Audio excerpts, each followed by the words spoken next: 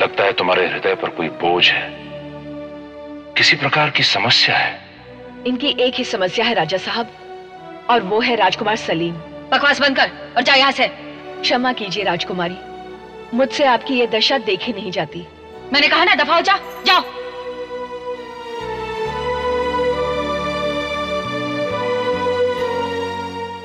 अपनी दासियों पर क्रोध करने से कोई फायदा नहीं।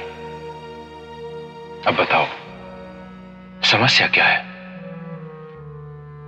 क्या सलीम ने ऐसी कुछ बात कह दी जिससे तुम्हारे मन को आघात पहुंचा है?